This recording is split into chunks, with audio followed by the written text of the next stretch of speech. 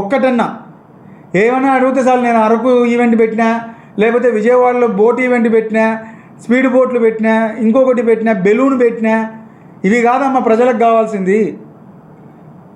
ఈరోజు tourism development ఆళ్ళగడ్డలో Ahobilam చేసింటే ఎంత డెవలప్ అయ్యేది.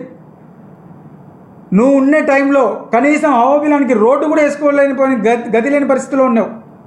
ఏం చేసినావు అహోబిలానికి? ఒక టూరిజం దాంట్లో ఉన్న రూమ్స్ అన్నా డెవలప్ చేసినావా నీట్గా? అది లేదు. ఉన్న టూరిజం గెస్ట్ హౌస్ని కూడా డెవలప్ చేయలేకపోయినావు. ఈరోజు నువ్వు టూరిజం మంత్రి గురించి, టూరిజం శాఖ గురించి మాట్లాడుతున్నావు. అవకాశం ఉంటే ఆర్లగడ్డకి ప్రజలకి ఏమన్నా చేయడానికి మాట్లాడడానికి కానీ అసెంబ్లీకి పిలిచేది ఇలాంటి ఊరికే సొంత డబ్బాలు కొట్టుకోవడానికి కాదు. ఈరోజు నేను ఇంకోటి కూడా సూటిగా చెప్తున్నా.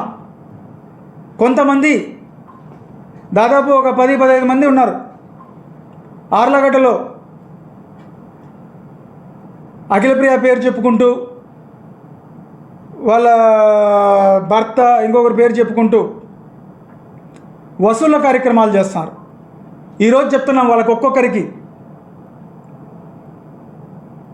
మీరు ఒళ్ళు జాగ్రత్తగా పెట్టుకోండి. ఈరోజు డబ్బులు వసూలు చేస్తున్నారు ఎక్స్ట్రాక్షన్స్ ప్రజల దగ్గర నుండి. సామాన్య ప్రజలని ఇబ్బంది పెట్టి ప్రతి ఒక్క దాంట్లో మీరు వసూలు చేస్తున్నారు. ఈరోజు చికెన్ సెంటర్లు అయితేనేమి, ఇసుక అయితేనేమి, చిన్న చిన్న వ్యాపారస్తుల్ని పోయి పూలంగడోళ్ళని, చెప్పులంగడోళ్ళ దగ్గర డబ్బులు వసూలు చేస్తున్నారు.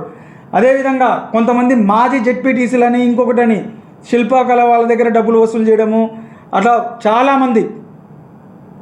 ఈరోజు మీ ఒక్కొక్కరికి చెప్తున్నాం, రేపు మీరు ఈరోజు అయిపోయిందిలే వసూలు చేసినామని చెప్పి తప్పించుకున్నామనుకోవద్దండి.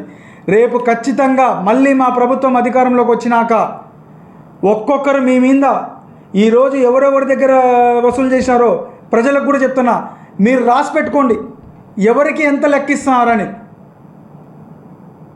ఒక్కొక్కరి దగ్గర ప్రతి రూపాయి మళ్ళీ కట్టిస్తాం. ప్రతి ఒక్కరిని ఈ కేసుల కింద బొక్కలు వేయకపోతే వదిలే ప్రసక్తే లేదు.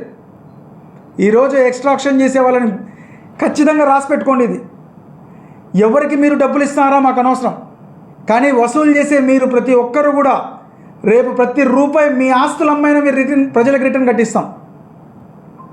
రేపు ఎవరు తప్పించుకోలేరు చట్టం నుండి.